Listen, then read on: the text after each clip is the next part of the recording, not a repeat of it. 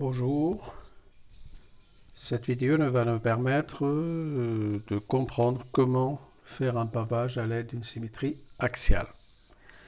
Donc ici le motif de départ, c'est bien sûr celui-ci que je vais assurer.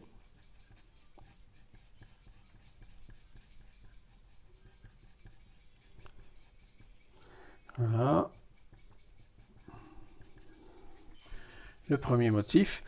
On nous demande de trouver son symétrique par rapport à la droite AB. La droite AB est ici. Il ne faut pas hésiter à la tracer. Ça permet de bien faire le symétrique et de ne pas se tromper. Donc voilà la droite AB. Donc les points A et B. Donc si je fais le symétrique par rapport à la droite AB, ben, j'obtiens le symétrique suivant. Donc vous voyez, ce point-là c'est lui-même. Celui-là il est là. Celui-là il est ici. Celui-là il est ici. Idem, celui-là, il est à 4 carreaux, donc il est ici. Donc vous voyez, voilà le symétrique en question.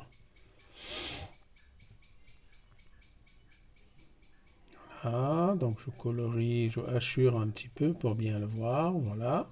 Donc voilà le symétrique par rapport à la droite AB. Après, on nous demande le symétrique par rapport à la droite BC.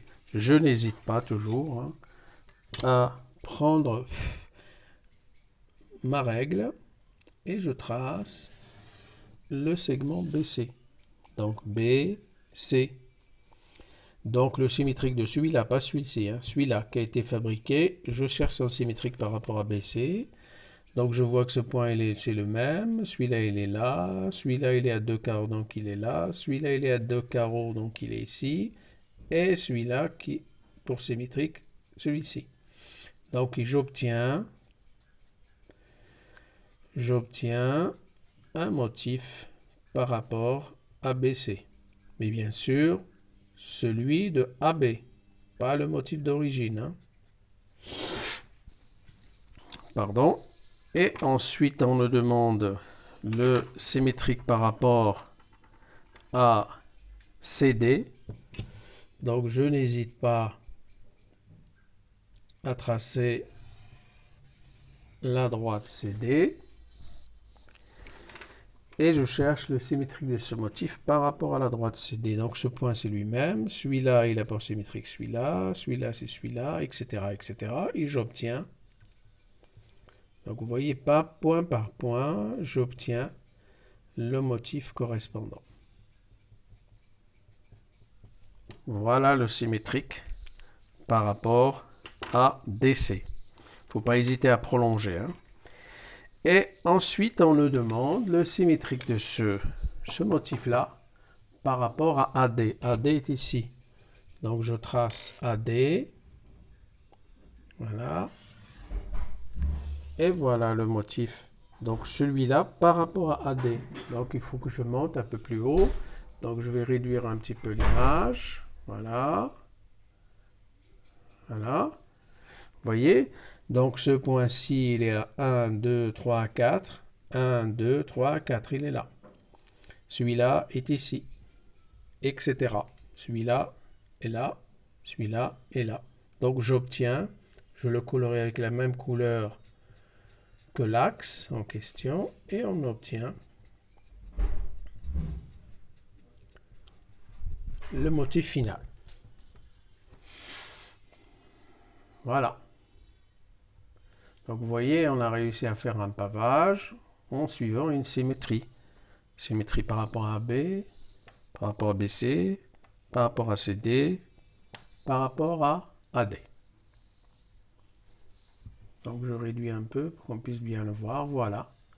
Donc ça, c'est une vision globale.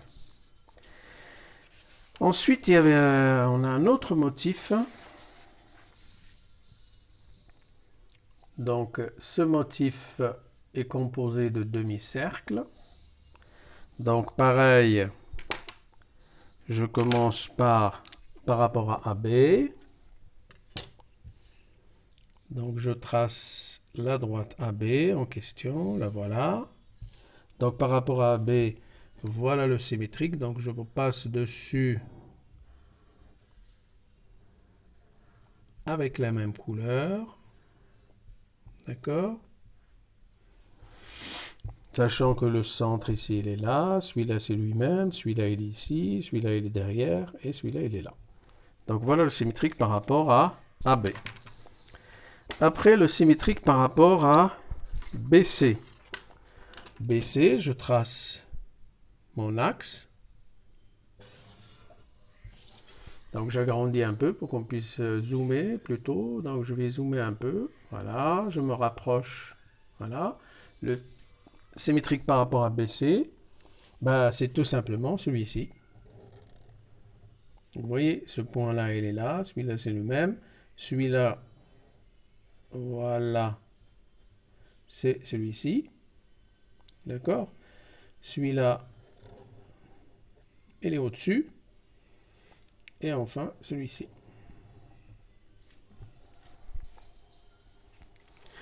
Et après, vous avez le symétrique par rapport à DC.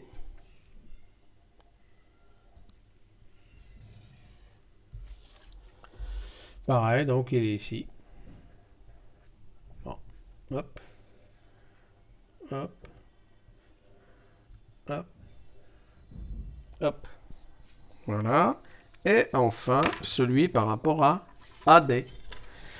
Donc par rapport à AD, je dézoome pour qu'on puisse bien voir. Voilà. Par rapport à AD, c'est ici. Voilà, AD. D'accord.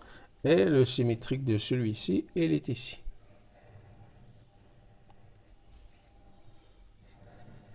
Voilà.